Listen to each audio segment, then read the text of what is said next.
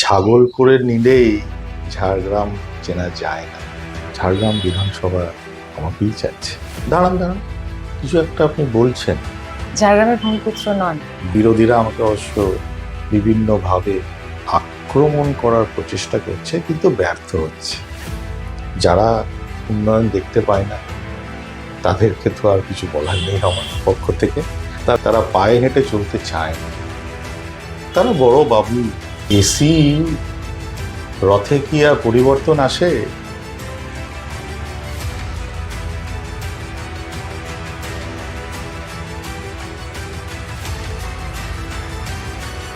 রথযাত্রা লোকারণ্য মহা ধুমধাম, ভক্তেরা লুটায়ে পথে করিছে প্রণাম। পথ ভাবে আমি দেব, রথ ভাবে আমি, মূর্তি ভাবে আমি দেব, হাসে অন্তর্জামী। কবিগুরুর এই কবিতায় ঝাড়গ্রামের রাজনৈতিক আবহে যেন নতুন করে প্রতিধ্বনিত হচ্ছে। জেলার উপর দিয়ে গিয়েছে বিজেপির পরিবর্তন সংকল্প যাত্রার রথ। রাজনৈতিক মহলের একাংশের দাবি, এই ধরনের কর্মসূচির মাধ্যমে একটি নির্দিষ্ট ভোট ব্যাংকে পৌঁছাতে চাইছে গেরুয়া শিবির। এই প্রেক্ষিতে একেবারে ভিন্নভাবে নিজেকে তুলে ধরছেন তৃণমূল প্রার্থী মঙ্গল সরেন। তার পরিষ্কার কথা, রথে নয় পথে আছি, অর্থাৎ মাটির মানুষের সঙ্গে সরাসরি সংযোগ রক্ষায় তার রাজনীতির মূল ভিত্তি। সরকারি চাকরির নিরাপদ পরিসর ছেড়ে ভোটের ময়দানে নেমে ছড়া লিখে সেই ছন্দ দেওয়ালে ছড়িয়ে এক ভিন্ন রাজনৈতিক ভাষা তিনি গড়ে চলেছেন। যদিও বিরোধী পক্ষের দাবি, তিনি তো ঝাড়গ্রামের ভূমিপুত্র নন, তাহলে মাটির সঙ্গে তার টান কি করে এতটা গভীর হয়? এর উত্তরও তার কাছে একেবারে প্রস্তুত। তার বক্তব্য, দীর্ঘদিন কাজের অভিজ্ঞতা, প্রশাসনিক কাজের অভিজ্ঞতা এবং ঝাড়গ্রাম বা জঙ্গলমহলের নানান ভাষার সংস্কৃতির সঙ্গে নিবিড় যোগাযোগ তাকে এইভাবে মাটির কাছে নিয়ে এসেছে। রথ বনাম পথ, ছড়া বনাম নাটক, এই দ্বন্দ্বে বর্তমানে ঝাড়গ্রামের ভোট ঠিক কোন দিকে, সেই নিয়ে আজ কথা বলবো তৃণমূল প্রার্থী মঙ্গল সরেনের সঙ্গে। নমস্কার। নমস্কার। টিম শহর ঝাড়গ্রামের পক্ষ থেকে আপনাকে স্বাগত জানাই। আপনি প্রচারে বারবার বলছেন রথে নয় পথে আছি। এই কথার মাধ্যমে বিরোধী শিবিরকে ঠিক কি বার্তা দিতে চাইছেন বা কাকে লক্ষ্য করে এই কথা বলছেন? রথে নয় পথে বিষয়টি আমি বিস্তারিত বলবো। যে পরিবর্তন রথ ভারতীয় জনতা পার্টি নিয়ে এসেছিল, মূলত সেই রথের উদ্দেশ্যেই বলা যে পরিবর্তন কিসের, পরিবর্তন কেন। পরিবর্তন তো হয়েছে 2011 সালে পশ্চিমবঙ্গে। তাহলে তাদের মূল উদ্দেশ্য কি এবং তাদের যে ব্যাখ্যা বিভিন্ন সমাজ মাধ্যম থেকে, সেখান থেকে এটাই বোঝা যাচ্ছে যে তারা ধর্মীয় মেরুকরণের উপরে বেশি তারা জোর দিয়েছে। পরিবর্তন রথের কোনো প্রয়োজন নেই। এসি রথে কি আর পরিবর্তন আসে? তাই জন্যেই পথেই আসতে হয়। এই যে প্রাকৃতিক আবহে, এখন গ্রীষ্মকাল, এখন কি শীতকাল? নিশ্চয়ই গ্রীষ্মকালে গরম লাগে, নিশ্চয়ই শীত লাগে না। সুতরাং যারা প্রকৃতির সাথে আছে এবং প্রকৃতিও আমাদের সাথেই চলছে, সেই চিন্তন, সেই মনন তাদের মধ্যেও থাকা উচিত। যদি উন্নয়নই করতে হয় তাহলে ধর্মের কি প্রয়োজন? আদৌ কি সেটা প্রয়োজন? না, মানব ধর্মের সেবার জন্যই তো আমরা এসেছি, সেইটা হচ্ছে মূল লক্ষ্য। রথে যেটা ওরা বোঝাতে চাইছে সেটা হচ্ছে যে তারা পায়ে হেঁটে চলতে চায় না। তারা বড় বাবু, আমাদের মতো পথ চলা মানুষদের, আমরা এই জঙ্গলমহলের মেঠো রাস্তাতেই আমাদের চলতে ভালো লাগে। এই জন্যই আমি বলেছিলাম যে আমরা রথে নেই পথে আছি। সরকারি চাকরির মতো স্থিতিশীল পেশা ছেড়ে হঠাৎ রাজনীতির পথ বেছে নিলেন কেন? নেপথ্যে অনুঘটক কি? প্রথমেই বলি আপনার জ্ঞাতার্থে, আমি রাজনৈতিক ময়দানে নতুন নই। এর ইতিহাস একটু যদি বলি, 2004 সালে আমি এই ঝাড়গ্রাম লোকসভা কেন্দ্র থেকে ঝাড়খণ্ড মুক্তি মোর্চা বা জেএমএম থেকে আমি প্রার্থী ছিলাম। ফলে এখানকার জঙ্গলমহলের যে সুবাস, মাটির সুবাস, মাটির টান, এখানকার প্রতিটি ভূমির কণা আমি অনুভব করেছিলাম যখন আমরা নিজেরাই ওই কম বয়সে, তখন আমার বয়সই বা কত, 26, সাঁওতালি ভাষার আন্দোলনে আমরা ছিলাম 1996 সাল থেকে। অল সান্তাল স্টুডেন্ট অ্যাসোসিয়েশনের আমি ফাউন্ডার সেক্রেটারি ছিলাম, এবং সেটি একটি অ্যাসেকা নামক বা আদিবাসী সোশিও এডুকেশন অ্যান্ড কালচারাল অ্যাসোসিয়েশনের একটি ছাত্র সংগঠন হিসেবে আমরা কাজ করছিলাম। এবং যেহেতু সাঁওতালি ভাষা জঙ্গলমহলের একটা গুরুত্বপূর্ণ এবং নিজ ভাষা, ফলে এই মাটির টানে আমি আবারও রাজনৈতিক ময়দানে, যে চাকরি সংজ্ঞা আমার কাছে অনেক দিন থেকেই আমার বাবার ইচ্ছা ছিল যে, বাবু তুমি তো আইন পড়েছো, তো আইন যখন পড়েছো তাহলে আইনের সর্বোচ্চ পরীক্ষায় তোমায় বসতে হবে। আমি 2009 সালে West Bengal judicial service qualify করি, কিন্তু কোনো এক অজ্ঞাত কারণে আমি, নাহলে আজকে হয়তো আমি এখানেই চিফ জুডিশিয়াল ম্যাজিস্ট্রেট হতাম। সে স্বপ্ন একটা ছিল, কিন্তু সেটা অসম্পূর্ণ থেকে গেল। আমার হাইকোর্টেও অনেক কেস এখনো পেন্ডিং আছে সেই বিষয়ে, যাক সেদিকে আর যাচ্ছি না। তারপরে আমার, যেহেতু আমি আইনের ছাত্র, West Bengal legal service qualify করি এবং আইন আধিকারিক হিসেবে পশ্চিমবঙ্গের সরকারে আমি জয়েন করি। সেখানেই যেহেতু আমি আইনের ছাত্র, আমি সংবিধানটাকে পড়েছি প্রথম থেকে শেষ অবধি, প্রতিটা পৃষ্ঠা আমার নখদর্পণে। ফলে এখানকার আর্তনাদ, এখানকার দুঃখ, এখানকার কষ্ট আমি বুঝি। যেহেতু আমি 3 বছর সাধু রামচাঁদ মুর্মু বিশ্ববিদ্যালয়ে ছিলাম, এটাও একটু বলে রাখি, 2017-18 সালে যখন প্রথম ঝাড়গ্রাম বিশ্ববিদ্যালয় বিলটি পাস হয় বিধানসভায়, তারপরে যতগুলি বিধায়ক এই জঙ্গলমহলে ছিল, সবাই সম্মিলিতভাবে এক কণ্ঠস্বরে ট্রাইবস অ্যাডভাইজারি কাউন্সিল মিটিংয়ে বলেছিল যে ঝাড়গ্রাম বিশ্ববিদ্যালয়ের নামকরণ সাধু রামচাঁদ মুর্মু বিশ্ববিদ্যালয় যাতে হয়। সেইটা আজকে বাস্তব রূপ আমরা দেখতে পাচ্ছি, বাস্তবে রূপায়ণ করেছেন। আবারও আমি আরেকবার মাননীয় মুখ্যমন্ত্রীর কাছে আভার, যে উনি আমাদের মহাকবি সাধু রামচাঁদ মুর্মুকে স্মরণে রেখে এই বিশ্ববিদ্যালয়টির নামকরণ উনি রেখেছেন। এবং যখন আমি নিজে আইন আধিকারিক হিসেবে ডেপুটেশনে আসি, ঝাড়গ্রামে সাধু রামচাঁদ মুর্মু বিশ্ববিদ্যালয়ে একটা অভাবনীয় ভাবনা দেখলে মন জুড়িয়ে যায়। তার যে মূর্তি স্থাপনার পর তার নিয়ে যে আমরা সাধু রামচাঁদ মুর্মুর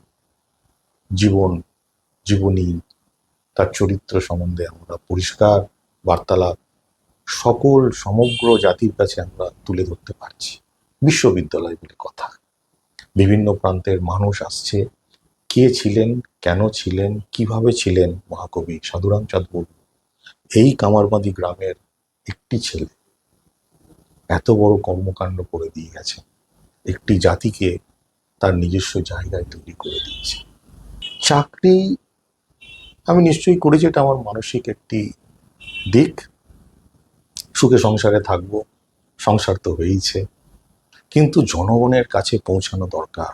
কারণ আমি আগেও বলেছি, ইতিহাস যদি ঘাটা হয়, 2004 সালে আমি ঝাড়গ্রাম লোকসভায় প্রতিনিধিত্ব করেছি, প্রার্থী ছিলাম, সেটা অসম্পূর্ণ থেকে গেছে। যে কোথাও আমার মনে হয়েছে যে কোথাও আমি নিজেকে ঠিক জায়গায় আনতে পারছি না, কেননা রাজনৈতিক সিদ্ধান্তই চরম সিদ্ধান্ত।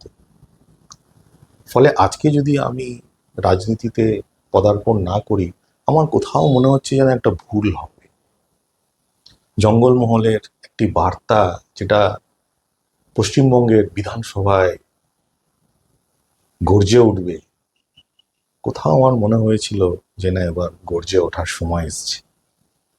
তৃণমূলের প্রার্থী হিসেবে ঝাড়গ্রাম বিধানসভায় টিকিট পাওয়ার পর আপনার অনুভূতি কেমন ছিল? প্রথমে বলি, প্রথম যখন নাম ঘোষণা হয়, আবারও আমার যে অসম্পূর্ণ স্বপ্ন পূরণের জায়গায় আমি নিজেকে দেখতে পাচ্ছি। আমার এই যে ঝাড়গ্রাম বিধানসভা, এখানে বিনপুর 1 নম্বর ব্লক আছে, এখানে ঝাড়গ্রাম শহর আছে, আর 4টি অঞ্চল আছে ঝাড়গ্রাম গ্রামীণে।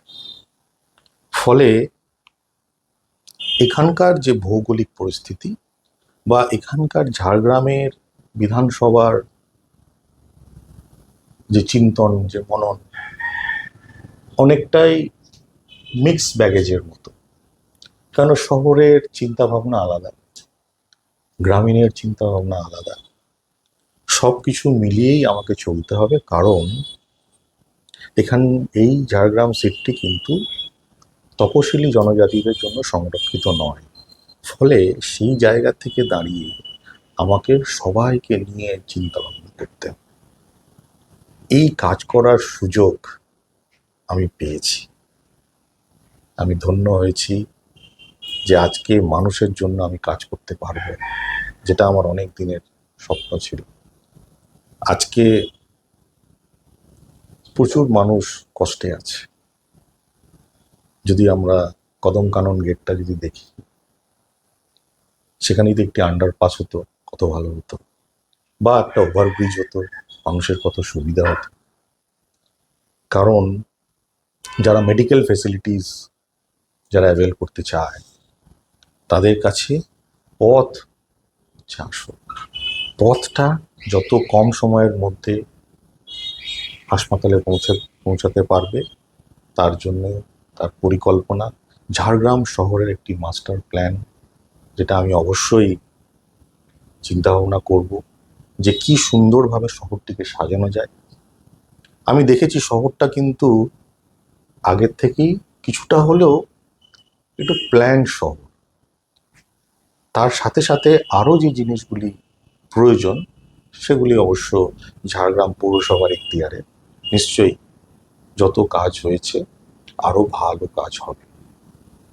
আরও যেটা আমরা দেখতে পাচ্ছি যে এখানে অনেক ভালো ভালো শিক্ষা প্রতিষ্ঠান গড়ে উঠেছে। আরও শিক্ষা প্রতিষ্ঠান ভালো ভালো করব আমরা। যেগুলি আছে সেগুলি তো আছেই, কিন্তু আরও ভালো শিক্ষা প্রতিষ্ঠান আনতে হবে। এখানের সাংস্কৃতিক যে চিন্তাভাবনা, বিভিন্ন জায়গায় রবীন্দ্র সদন আমরা দেখতে পাই, এখানেও একটি রবীন্দ্র সদন হওয়া উচিত। আমি মনে করি যে ঝাড়গ্রাম শহরটিকে আরও আমাদেরকে সাজাতে হবে। তার সাথে সাথে এখানকার যে পরিবহন ব্যবস্থা, আপনারা হয়তো দেখবেন শহরের মাঝখান দিয়ে স্টেট হাইওয়ে চলে গেছে, কিন্তু সেই ট্রাফিক সিস্টেমটাকে আরও আমরা বেটার করবো। এখন ট্রাফিক সিগন্যালিং হয়েছে, অনেকেই হয়তো আপনারা দেখেছেন যে 2017 পর নতুন জেলা ভাগ হওয়ার পর প্রশাসনিক দিক থেকে আরও সুদৃঢ় করার জন্য এখানে ডিএম অফিস হয়েছে, এখানে এসপি অফিস আছে। ফলে পুরো ল অ্যান্ড অর্ডারটাকে আরও ভালো করার জন্য আমাদের রাস্তাঘাটে যাতে অসুবিধা না হয়, পুলিশিং চলছে। মহিলা পুলিশরাও টহল দিচ্ছে, এটা আপনারা দেখতে পাবেন। ভয় ভীতি কেটে গেছে। আগে যে একটা থমথমে ভাব ছিল 2005, 6, 7 সালে, সেগুলি কেটেছে। শান্তির বার্তা এসছে, উন্নয়ন হচ্ছে। যারা উন্নয়ন দেখতে পায় না তাদেরকে তো আর কিছু বলার নেই আমার পক্ষ থেকে, তারা নিজেরাই দেখতে পাচ্ছে কতটা উন্নয়ন হচ্ছে। আরও বলে রাখি যে এটা একটা আমার কাছে, আমার জীবনে একটা সুবর্ণ সুযোগ মানব জাতির সেবা নিজেকে নিয়োজিত রাখার। ফলে এই প্রার্থী হওয়া সত্যি আমি খুব সৌভাগ্যবান। ঝাড়গ্রাম সাধু রামচাঁদ মুর্মু বিশ্ববিদ্যালয় আইন আধিকারিক হিসেবে কাজ করার অভিজ্ঞতা রাজনীতির ময়দানে কতটা কাজে লাগবেন বলে মনে করেন? যদিও আমি 3 বছর ছিলাম সাধু রামচাঁদ মুর্মু বিশ্ববিদ্যালয়ে, অনেক উথাল পাথাল আমি দেখেছি। তার মধ্যে প্রথম যখন আমি 2023 সালে জয়েন করি, আমার জয়নিংয়ের 4 মাসের মধ্যেই আমি ছাড়া আর কোনো আধিকারিক আমি পাইনি। কেননা সবটাতেই অস্থায়ী উপাচার্য ছিলেন, উনিও চলে গেলেন। রেজিস্ট্রার স্যার ছিলেন, উনিও চলে গেলেন। ফিনান্স অফিসার, উনিও চলে গেলেন। মানে একা দুর্গ আমি সামলেছি। তার মাঝখানে কুড়মালি ভাষা মাস্টার ডিগ্রি পড়াতে হবে, তার আন্দোলন হয়েছিল। অনেক চিন্তা ভাবনা করে সেটিকে আমি সামলেছি নিজের মতো করে। উপাচার্যহীন একটি বিশ্ববিদ্যালয়, পারলে আমি ছেড়ে চলে যেতেই পারতাম, কিন্তু না, নিজের কাঁধে যখন আমি বিশ্ববিদ্যালয়ের দায়িত্ব নিয়েছি, দায়িত্ব সহকারে কুড়মালি ভাষা যারা পাঠরত, যারা স্টুডেন্ট পিজি ডিপ্লোমা পড়ছিল, তাদের একটি দাবি ছিল যেটি মাস্টার ডিগ্রি লেভেলে যাতে পড়ানো হোক, তার যাতে স্বীকৃতি উচ্চশিক্ষা দপ্তর থেকে যাতে দেওয়া হয়। তারা 2 দিন আন্দোলনও করেছিল ইউনিভার্সিটির গেটের সামনে। ওই 2 দিনে আমি বুঝে নিয়েছি যে এখানের কি প্রয়োজন। ফলে আধিকারিকরা ছিল না, তখন আমি নিজে দায়িত্ব নিয়ে উচ্চশিক্ষা দপ্তরের সাথে আলাপ আলোচনা করে কুড়মালি ভাষা যাতে মাস্টার ডিগ্রি পড়ানো হয়, বড় ভূমিকা আমার ছিল। আরও দাবি ছিল যে সান্তালি ডান্স মিউজিক কোর্স যাতে পড়ানো হয়, ডিপ্লোমা কোর্স। সে দাবিও আমাকে সম্মুখীন হতে হয়েছে, বড় চ্যালেঞ্জ। সেই সুবাদে এটাও বলে রাখি, উচ্চশিক্ষা দপ্তরের সাথে যোগাযোগ রেখে সান্তালি ডান্স অ্যান্ড মিউজিকের ডিপ্লোমা কোর্সও চালু হয়েছে। ফলে যেহেতু সেখানে কোনো ছাত্র সংসদ ছিল না, কিন্তু বিভিন্ন রাজনৈতিক মতাদর্শের ছাত্রছাত্রীরা ছিল, তাদেরকেও আমাকে সামলাতে হয়েছে। কারণ যদিও বা আমি নিজেকে সেই হিসাবে দেখিনি যে একজন আধিকারিক এত বড় বিশ্ববিদ্যালয় কিভাবে সামলাবে, আমার কাছে একটা বড় চ্যালেঞ্জ ছিল যে না, আমি কোথাও যাব না। ভাবনা হতেই পারে দায়িত্ব নেব কেন আমি এত, সেই দায়িত্বটা আমি নিয়েছিলাম। এবং আজকের দিনে বিশ্ববিদ্যালয়ের প্রাঙ্গণে পদার্পণ করলেই বোঝা যায় ধামসা মাদলের আওয়াজ শোনা যায়, ঝুমুরের যে তাল শোনা যায়, এক সত্যি অভাবনীয়। পড়াশোনা হচ্ছে, নাচ গান হচ্ছে, তার মধ্যে কোথাও যেন একটি আধ্যাত্মিকতা আছে। ফলে এই বিশ্ববিদ্যালয়টি কি স্বপ্নের মতো গড়ে তোলা, এটা নিশ্চয়ই আমি আমার কর্মজীবনে বড় প্রাপ্তি। মূর্তি ছিল না, ছাত্রছাত্রীদের দাবি যে না, সাধু রামচাঁদ মুর্মুর একটি পূর্ণাঙ্গ মূর্তি বসানো হোক। ফলে মেন দ্বারের দিয়ে ঢুকলেই আমরা দেখতে পাবো ওনার পূর্ণাঙ্গ মূর্তি বসানো হচ্ছে। সেই আঙ্গিকে আরও নতুনভাবে আমরা বিশ্ববিদ্যালয়টাকে সাজাতে পেরেছি। তখন অবশ্য অস্থায়ী উপাচার্য ছিলেন কল্লোল পাল, উনি এসেছিলেন। ওনাকে আমি অনেক সহযোগিতা করেছি বিভিন্নভাবে, বিভিন্ন প্রকারে বিশ্ববিদ্যালয় যাতে সুষ্ঠুভাবে পরিচালিত হয়, সেই হিসাবে আমি আমার যতটুকু দেবার আমি 100% দিয়েছি। ফলে বিশ্ববিদ্যালয়ের যে কর্মকাণ্ডে আমার বলার কিছু নেই, যে তার জন্য আমি রাজনৈতিক চিন্তন মনন আমার যা ছিল সেইটা অবশ্য আমি প্রকাশ হতে দিইনি। আমি সবাইকে নিয়ে চলেছি, কেন বিভিন্ন ছাত্র বিভিন্ন ছাত্রী তাদের নিজস্ব একটা চিন্তা ভাবনা থাকতেই পারে, তাদের নিজস্ব রাজনৈতিক মতাদর্শ থাকতেই পারে। তার উপর সব থেকে বড় কথা হচ্ছে তারা ছাত্র, তাদের ধর্ম হচ্ছে পড়াশোনা করা। তাদের ওই পড়াশোনা ঠিকঠাক হচ্ছে কিনা সেটাই আমার প্রধান লক্ষ্য ছিল। ফলে এটা আমাকে অনেক সহযোগিতা করছে। বিভিন্ন সেমিনার অর্গানাইজ করেছি, সহযোগিতা করেছি। ওখানকার যারা রিসোর্স পার্সনরা ছিলেন তারা যখন সেমিনার করতো আমি দুহাত তুলে তাদের সহযোগিতা করতাম, যতটুকু আমার সাধ্য ছিল, যেভাবে আমার করণীয়, যেভাবে আমার প্রয়োজন, তাদের সাথে আমি সবসময় ছিলাম। সুতরাং আজকে এই রাজনৈতিক প্রাঙ্গণে যখন এসেছি, সত্যি বিশ্ববিদ্যালয়ে থেকে অব্যাহতি নিয়েছি ঠিকই, কিন্তু মনে প্রাণে কিন্তু এখনো আমি বিশ্ববিদ্যালয়েই আছি। বিরোধীরা বলছে আপনি ঝাড়গ্রামের ভূমিপুত্র নন। দাঁড়ান দাঁড়ান, কিছু একটা আপনি বলছেন। ঝাড়গ্রামের ভূমিপুত্র নন, ভূমিপুত্র আমি নই। আমি বলছি না, বিরোধীরা বলছে। বিরোধী শিবিরে এই কথা শোনা যাচ্ছে। বলুন, আপনি এই অভিযোগ ভাবা প্রসঙ্গে কি যায় বলবেন? ঝাড়গ্রাম শহরটা উনি কতটা চিনেছেন বা ঝাড়গ্রাম মানুষকে কতটা উনি জেনেছেন। ছাগল করে নিলেই ঝাড়গ্রাম চেনা যায় না। আর ভূমিপুত্র, তাহলে তো আমার সাঁওতালি ভাষা আন্দোলন বৃথা। সাঁওতালি ভাষার স্বীকৃতি পেয়েছে, ওনাকে ইতিহাসটা উনি কোথায় জানেন না, একটু ভালো করে জানতে বলুন। উনি যখন কটাক্ষ করছেন তাহলে একটু এটাও বলি, নাচতে না জানলে উঠোন বেঁকা হয়।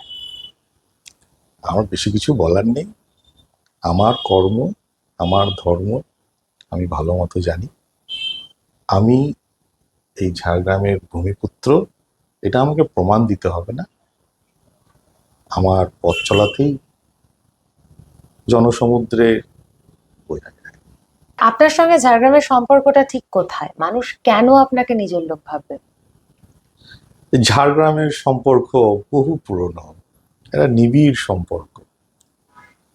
এখানকার মানুষ, আমি যখন পরিবহন দপ্তরে ছিলাম তখনও আমাকে চেয়েছে। তখন ঝাড়গ্রাম পৌরসভার পৌরপিতা শিবেন্দ্র মল্লদেব অনেকবার এখানকার উন্নয়নের জন্য, পরিবহন ব্যবস্থা উন্নয়নের জন্য আমার কাছে বারংবার বিভিন্ন পরামর্শ উনি নিয়েছেন। আমি ওনাকে অনেক পরামর্শও দিয়েছি, যার সুবাদে আজকে এত বড় বাস স্ট্যান্ড, যেখানে পণ্ডিত রঘুনাথ মুর্মুর মূর্তি আছে, সেই বাস স্ট্যান্ডটিকে রেনোভেট করা এবং সাউথ বেঙ্গল স্টেট ট্রান্সপোর্ট কর্পোরেশনটিকে একটা ডিপো, যাতে এখানকার পরিবহন ব্যবস্থা পর্যটকদের যাতে অসুবিধা না হয়। আমরা ট্রেনের যা অবস্থা দেখছি, সে বাসের উপরেই ভরসা, সরকারি বাসের উপর ভরসা হচ্ছে তাদের। ফলে যাতে এই পরিবহন ব্যবস্থা যাতে ঠিক থাকে, তার জন্য আমি কর্মরত ছিলাম। আজকে প্রার্থী হয়েছি বলে বলছি না, বহু কাজ আমি করেছি। বিভিন্ন ভাষা আন্দোলন, সাঁওতালি হোক বা কুড়মালি হোক, আমার এখনো অনেক ভাষার উপর কাজ করার বাকি আছে। এখানে মুন্ডারি ভাষা আছে, ভূমিজ ভাষা আছে, তাদেরও যাতে তাদের ভাষা আরো সমৃদ্ধ হয়, আরো বিভিন্ন যে ভাষাগুলি আছে যাতে সমৃদ্ধ হয়। এখানকার যে অর্থনৈতিক পরিস্থিতি, সেটা যাতে আরো যাতে চাঙ্গা হয়, কিভাবে করলে হবে। এখানকার যারা ব্যবসায়ী, ক্ষুদ্র ব্যবসায়ী বা ক্ষুদ্র কুটির শিল্পী যারা ব্যবসায়ী, তারা যাতে যথাযোগ্য সম্মান পায়, এটাও আমার একটা দেখার বিষয়। ফলে ঝাড়গ্রাম আমার কাছে বহু পুরনো। নতুন করে আমাকে ঝাড়গ্রাম চিনতে হবে। এখানকার মানুষ যেভাবে আমাকে দুহাত তুলে আশীর্বাদ করছে, আমি তো আমার প্রচারে আমি দেখতে পাচ্ছি, তারা সত্যি ভাবছে যেন এতদিন পরে তারা মূল্যায়ন করছে যে কিভাবে ঝাড়গ্রামের আরো উন্নয়ন হতে পারে। আমি তাদের সেই চোখ মুখ দেখে বুঝতে পারছি যে ঝাড়গ্রাম বিধানসভা আমাকেই চাইছে। সালে আপনি ঝাড়খণ্ড মুক্তি মোর্চার টিকিটে নির্বাচন লড়েছিলেন, সেই পূর্ব অভিজ্ঞতা এবার কতটা কাজে লাগছে?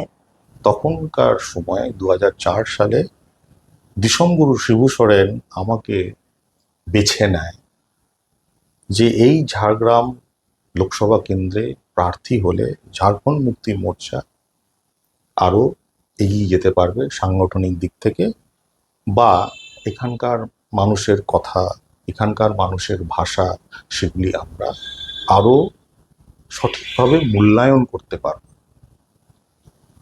সেটা গেল ইতিহাসের পাতায়। এবার আসি বর্তমান পরিস্থিতিতে। আজকে 2000 সালে 15ই নভেম্বর ঝাড়খণ্ড রাজ্য আলাদা গঠন হয়েছে। আমরা সবাই জানি যে মূলত আদিবাসীদের উন্নয়নের জন্যেই এই আলাদা রাজ্য গঠন। সেই রাজ্য গঠনের পর আজকে 25 বছর হয়ে গেল। আমরা সাঁওতাল জনজাতি যে আঙ্গিকে আমরা দেখছি ঝাড়খণ্ডকে, সেখানে আমরা দেখতে পাচ্ছি যে একটা নতুন রাজ্য হয়েছে অবশ্যই, কিন্তু সাঁওতালি ভাষার উন্নয়ন যেভাবে হওয়া উচিত এখনো উপেক্ষিত। আপনি দীর্ঘদিন সাঁওতালি ভাষা এবং সংস্কৃতির আন্দোলনের সঙ্গে যুক্ত, এই অভিজ্ঞতা রাজনীতিতে কতটা প্রভাব ফেলছে?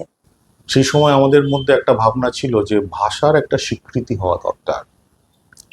ফলে সাঁওতালি ভাষা যতক্ষণ না 8ম তহসিলে অন্তর্ভুক্তি হচ্ছে ভারতীয় সংবিধানে, এই ভাষার ভাব, এই ভাষার সংস্কৃতি, এই ভাষার স্বীকৃতি খুবই প্রয়োজন।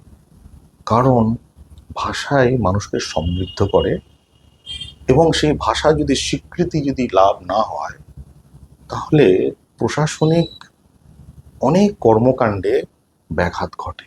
আমি নিজে যেহেতু আইনের ছাত্র, যখন আমি সাঁওতালি ভাষার আন্দোলন ছিলাম, আমার মনে পড়ে 17ই ডিসেম্বর 1999 সালে আমরা অল সান্তাল স্টুডেন্ট অ্যাসোসিয়েশনের পক্ষ থেকে মেমোরান্ডাম দিয়েছিলাম তখনকার যিনি প্রধানমন্ত্রী অটল বিহারী বাজপেয়ীকে, যে আমাদের এই ভাষাটি এবং তার সাথে সাথে অলচিকি লিপিটি সেটাও যাতে মান্যতা পায় সর্বক্ষেত্রে, সব জায়গায়। ফলে ভাষা আন্দোলন আমাকে অনেকটাই গড়ে তুলেছে। 99 সালে 17ই ডিসেম্বর এখনো মনে পড়ে যে আমরা যন্তর মন্তরে ধর্ণা দিচ্ছি, এবং তখনকার যে আন্দোলন, সেই আন্দোলনের সাক্ষী থেকে আজকে আমি গর্বিত বোধ করি যে 2003 সালের 22শে ডিসেম্বর যেদিন লোকসভায় সংবিধান স্বীকৃতি বিলের এবং আইন সংশোধন করার পরে 8ম তফসিলে সাঁওতালি ভাষা ভারতবর্ষের মানচিত্রে বা ভারতবর্ষের ইতিহাসে প্রথমবার একটি আদিবাসী ভাষা ভারতবর্ষে স্বীকৃতি পায়। ফলে সেই জায়গা থেকে দাঁড়িয়ে তার যে উন্নয়ন, এই ভাষার যে উন্নয়ন, সেগুলি দেখার জন্যেই রাজনীতিরও প্রয়োজন আছে। কারণ অনেক প্রশাসনিক সিদ্ধান্ত যেগুলি নেওয়া হয় রাজনৈতিক কারণেই নেওয়া হয়। জঙ্গলমহলে আমরা প্রথমেই যখন নতুন সরকার গঠন হয় 2011 সালে, তখন দেখা যায় যে প্রথম ক্যাবিনেট ডিসিশনেই সাঁওতালি ভাষা ভাষাগত সংখ্যালঘু বা linguistic minority status West Bengal minority commission act 1996-এ দরুন সাঁওতালি ভাষা লিঙ্গুইস্টিক মাইনরিটি স্ট্যাটাস প্রথম পায়। ফলে এখান থেকেই বোঝা যায় যে আজকের যে মা মাটি মানুষের সরকার সত্যি মাতৃভাষার প্রতি তাদের যে দরদ, আমি দরদ এই ব্যাখ্যাটাই আনব। কারণ যখন প্রথম সরকার গঠন হয়, নতুন সরকার পরিবর্তনের আসলো, বামফ্রন্ট সরকার পরিবর্তন করে নতুন তৃণমূল সরকার আসলো, প্রথম জঙ্গলমহলের যে পাওনা সাঁওতালি ভাষা ভাষাগত সংখ্যালঘু স্বীকৃতি পায়। বছর ঘুরতেই 2012 সালের ডিসেম্বরে, 10ই ডিসেম্বর এখনো মনে আছে, কারণ আমি সেই সময় 2012 সালে West Bengal legal service qualify করে আমি প্রথম আমার জয়নিং হয় ওয়েস্ট বেঙ্গল মাদ্রাসা সার্ভিস কমিশনে। সেই সময় আমার ভাবনা ছিল যে ভাষা যদি স্বীকৃতি করতে হয় তাহলে ওয়েস্ট বেঙ্গল অফিসিয়াল ল্যাঙ্গুয়েজ অ্যাক্টে অ্যামেন্ডমেন্ট আসতে হবে, যেখানে বলা থাকবে যে সাঁওতালি ভাষা একটি অতিরিক্ত রাজভাষা পশ্চিমবঙ্গের বুকে।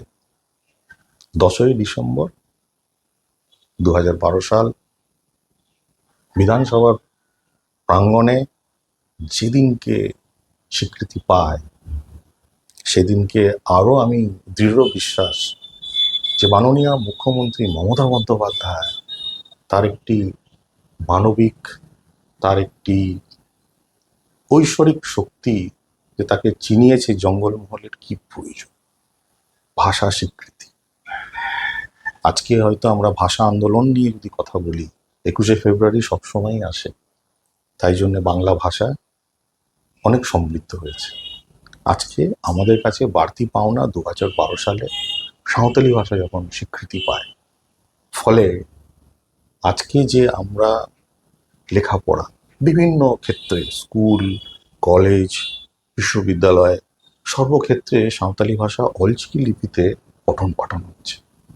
এটা আমাদের কাছে গর্বের বিষয়, কেন যে নিয়ে আমি আন্দোলন করেছিলাম বা যে ভাবনা নিয়ে আমাদের একটা আন্দোলন ছিল, সেটা যে পরিপূর্ণ রূপ একটা আমরা দেখতে পাচ্ছি, এবং এই সরকারই কিন্তু সঠিক মূল্যায়ন করে আসছে।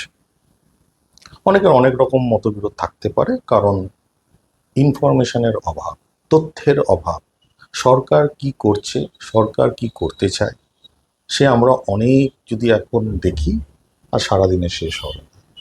ফলে 2014 সালে যখন WBCS-এ ঐচ্ছিক পত্র হিসেবে সাঁওতালি ভাষা ইনক্লুড করা হয়, আমরা অনেক আদিবাসী ছেলে মেয়েদেরকে WBCS অফিসার হতে দেখেছি, যারা সাঁওতালি ভাষা নিয়ে পড়াশোনা করে পরীক্ষা দিয়ে আজকে WBCS অফিসার। এটা বড় পাওনা। আরও একটু আমি বলে রাখি, আমি নিজে 2012 সাল থেকে 2016 সাল অবধি পশ্চিমবঙ্গ সাঁওতালি একাডেমিতে আমি নিজে জেনারেল বডি এবং এক্সিকিউটিভ বডি মেম্বার ছিলাম। সেই সময় হয়তো ত্রিভাষী অভিধান হয়তো দেখতে পাবে, যেটি tribal development department, government of West Bengal প্রকাশিত করেছিল। সেইখানে অভিধানের কাজ হয়, বিভিন্নভাবে আমাদের ভাষার উন্নয়নের জন্য কাজ হয়। 2016 সালের পর সেখান থেকে আমিও অব্যাহতি নিই, কারণ আমার কর্মক্ষেত্র জীবনে আমাকে ট্রান্সফার হতে হয়েছিল পরিবহন দপ্তরে। ফলে সেই জায়গাটিকে আরও গাঢ়ভাবে যখন দেখলাম, যখন আমি পরিবহন দপ্তরে আইন আধিকারিক হিসেবে কর্মরত ছিলাম, ঝাড়গ্রামের শহরে এসে কি প্রয়োজন, প্রথম আমি বুঝতে পারলাম যে পর্যটন বা পর্যটকদের সুবিধার্থে একটি নতুন বাস স্ট্যান্ড পরিপূর্ণরূপে হওয়া উচিত, এবং সাউথ বেঙ্গল স্টেট ট্রান্সপোর্ট কর্পোরেশনের একটি ডিপো হওয়া উচিত। 2016-17 সাল থেকেই আমরা কর্মরত, যে ঝাড়গ্রামটাকে আমরা সাজাবো কীভাবে। ঝাড়গ্রাম জেলা আলাদা হলো 2017 সালে। সত্যি ভেবে খুব ভালো লাগছে যে এই যে প্রশাসনিক সিদ্ধান্ত, পশ্চিম মেদিনীপুর থেকে আলাদা করে ঝাড়গ্রাম নিজের মতো করে সাজানোর জন্য মাননীয় মুখ্যমন্ত্রী এই এত বড় পদক্ষেপ, সত্যি সাধুবাদ জানায় তাকে, যে উনি এত চিন্তন মনন করে এই আলাদা জেলা গঠন করেছেন, এবং তার ফল আমরা পাচ্ছি এবং আগামী দিনেও পাব। সুতরাং 2017 পর থেকে যদি আজকে আমরা দেখি, আজকে আমরা অনেকেই দেখতে পাবো যে প্রথমত জুডিশিয়ারি সংবিধানের একটা স্তম্ভ, ডিস্ট্রিক্ট কোর্ট হয়েছে ঝাঁ চকচকে তার পরিষেবা দেওয়ার জন্য, মানুষকে পরিষেবা দেওয়ার জন্য, আইনি পরিষেবা দেওয়ার জন্য। আজকে আমাদের কোর্ট প্রাঙ্গণে অত বড় বিল্ডিং হয়েছে, যাতে তারা তাদের অন্যায় অবিচার রাখতে পারে। বিচারকদের সুবিধার্থে তাদের অনেক সুবিধা দেওয়া হয়েছে, যাতে তারা সুষ্ঠুভাবে কোর্ট পরিচালনা করতে পারে। বার অ্যাসোসিয়েশনগুলিকে আরো সুসজ্জিত করা হয়েছে, তাদের জন্য অনেক চিন্তা ভাবনা করেছে সরকার, কিভাবে বার চলবে আইন দপ্তর থেকে, সেটাও দেখা হয়েছে। তারপর পুলিশ প্রশাসন তো আগে থেকেই ছিল, কারণ যখন জেলা ভাগ হয় প্রশাসনের দিক থেকে ডিস্ট্রিক্ট পুলিশ মানে ঝাড়গ্রামের জন্য প্রথমতেই সেটা দেখা হয়েছে, যাতে ট্রাফিক বা ল অ্যান্ড অর্ডার যাতে এই অঞ্চলগুলিতে ঠিক থাকে। অনেকেই আমরা জানি যে এখানে মাওয়িস্ট অধ্যুষিত এলাকা ছিল, তার আজকে শান্তির বার্তা নিয়ে এসছে, তাদেরকে আমরা মেইন স্ট্রিমে আনতে পেরেছি। আজকে যদি আমরা দেখি 2017 সাল থেকে 2026 ল অ্যান্ড অর্ডার আমরা ঠিক করতে পেরেছি, কারণ আমি নিজে সুপারিনটেন্ডেন্ট অফ পুলিশ ঝাড়গ্রামের আইন আধিকারিক হিসেবে কাজ করেছি, পরামর্শ দিয়েছি। আমার প্রথম যে পরামর্শটি ছিল যে এখানে আদিবাসী অধ্যুষিত এলাকায় বা গ্রামে ঢুকতে গেলে প্রথমেই মাঝি বাবার সাথে বার্তালাপ হওয়া দরকার, কারণ বহু প্রাচীন এই অধ্যায় আমাদের মাঝি পারগানা ব্যবস্থা। মাঝি বাবাদের কাঁধেই সবকিছু ন্যস্ত আছে, জন্ম থেকে মৃত্যুর কর্মকাণ্ড। ফলে তাদেরকে আমরা নিশ্চয়ই এই প্রশাসনিক কর্মকাণ্ডে সরাসরি আনতে পারিনি, কিন্তু তাদের সহযোগিতা আমরা অবশ্যই পেয়েছি, যার ফলে ঝাড়গ্রাম অরণ্য সুন্দরী হয়ে উঠেছে। আপনার প্রচারের একটি নতুন দিক দেখা যাচ্ছে, ছড়া দিয়ে প্রচার। এই নতুন ভাবনা কোথা থেকে এলো? সত্যি খুব ভালো লাগে যে বাংলা ভাষা খুবই একটি মিষ্টি ভাষা, এবং সহজ পাঠ থেকে শুরু করে বর্ণ পরিচয় থেকে শুরু করে গীতাঞ্জলি কাব্য থেকে শুরু করে এবং বিভিন্ন স্তরের মানুষ যারা বাংলা ভাষায় কথা বলে তাদের সাথে আমি বারংবার বিভিন্ন সেমিনার করেছি। বাংলা ভাষা বিভিন্ন সেমিনারও বিশ্ববিদ্যালয়ে অর্গানাইজ হয়েছে। ফলে একটা আলাদা চিন্তা আমার বরাবরই ছিল।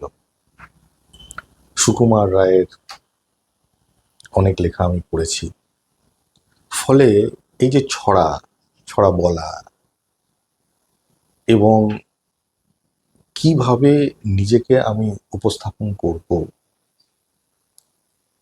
সেটা অবশ্য আমার স্কুলের যারা টিচাররা ছিলেন হাতে খড়ি দিয়ে আমায় শিখিয়েছে যে নিজেকে আমি কিভাবে উপস্থাপন করব জনসম্মুখে। ফলে এটাও একটা শিক্ষার দান, সঠিক শিক্ষার দান। সেখান থেকে আমি নিজেকে আজকে যেভাবে আমি প্রস্তুত করছি নিজেকে বা উপস্থাপন করছি জনসম্মুখে, আকর্ষণীয় হচ্ছে কারণ মানুষের মনের কথা আমি বলছি বলে, তাই জন্য তারা আমাকে আপন করে নিচ্ছে। আপামর জনতা, যেখানেই যাচ্ছি সেখানেই হুড়মুড়িয়ে পড়ছে, জনসমুদ্র তৈরি হচ্ছে। কারণ ভাষা মানুষ বোঝে, যে ভাষায় বললে যে মানুষ বোঝে সেই ভাষায় প্রয়োগ হচ্ছে আমার এই প্রচারে। তাই জন্য এবং মিষ্টি মধুর সুলভ আচরণ তাদেরকে আকর্ষণ করছে। সেই হিসাবেই আপামর ঝাড়গ্রাম বিধানসভার জনতা তারা আমাকে এই মঙ্গল কর্মের জন্যেই আমাকে চাইছে। এত ব্যস্ততার মধ্যে ছড়া লেখার সময় কখন পাচ্ছেন? এটা একটা অন্তর্যামী ব্যাপার, কখন কোথায় কিভাবে উপস্থাপন করতে হবে এটা অবশ্য আমার নিজস্ব একটা ভাবনা। তাই জন্য বিরোধীরা আমাকে অবশ্য বিভিন্নভাবে আক্রমণ করার প্রচেষ্টা করছে, কিন্তু ব্যর্থ হচ্ছে। কারণ রথের সংজ্ঞাটা তাদের কাছেই পরিষ্কার নেই যে তারা কি রথ চালাতে চাইছেন। সুতরাং এই ছড়া কাটানো বা এইভাবে বলাতে আমার একটা আলাদা সুখ আমি অনুভব করি। তাই জন্য আমি আরেকটা বলবো, চারে চার, চারবার।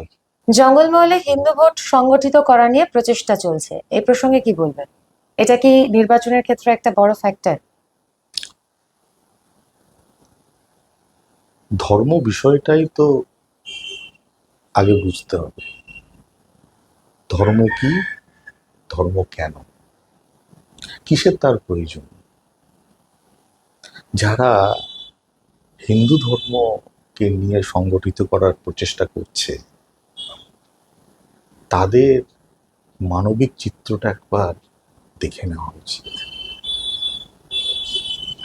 আজকে মানুষ আমাকে চেয়েছে বাসন্তী পূজায় আপনি থাকবেন স্যার। মানুষ আমাকে চেয়েছে আপনি ঈদ মুবারক করতে আসবেন স্যার। মানুষ আমাকে চেয়েছে যে এই জাহের থানে একটু আপনি গড় করে যাবেন স্যার।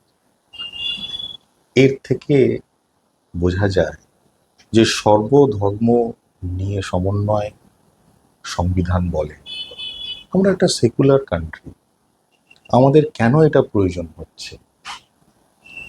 যে যা নিজ নিজ ধর্ম সবাই বিশ্বাস রাখে, সেই বিশ্বাসে কখনো আঘাত দিতে নেই। সেটা তার নিজস্ব আপন। সেখানে বাইরে থেকে কেউ যদি আঘাত করে সেটা কষ্ট লাগে। সুতরাং মানুষকে কষ্ট দেওয়া আমার কাজ নয়। মানুষ আরো সম্প্রসারিত হবে, তাদের চিন্তন, তাদের মনন বিস্ময় ভাবনা করতে হবে। আজকে অনেক ভালো ভালো কাজ করে দিয়ে গেছেন স্বামী বিবেকানন্দ, আমাদের পথ দেখিয়ে গেছেন পরমহংস রামকৃষ্ণদেব। এরাই তো আমাদের আদর্শ, সেটা কি ভুললে চলবে? বিধায়ক হলে ঝাড়গ্রামের মানুষের জন্য আপনার প্রথম 3টি অগ্রাধিকার কি হবে? প্রথম 3টি যে বিষয়গুলি আমার গোচরে এসছে, যে ঝাড়গ্রাম শহরটিকে আরো সুসজ্জিত করতে হবে। এখানে আরো ভালো ভালো শিক্ষা প্রতিষ্ঠান গড়ে তুলতে হবে। এখানে স্বাস্থ্য ব্যবস্থা গ্রামাঞ্চলে আরো ইনফ্রাস্ট্রাকচার বাড়াতে হবে, যাতে শহরের যে সুপার স্পেশালিটি হসপিটাল আছে চাপটা কম থাকুক, তাহলে পরিষেবাটা আরো বেটার হবে। এখানের পর্যটন একটি মূল বিষয়, যেখানে কর্মসংস্থান হওয়ার অনেক জায়গা আছে।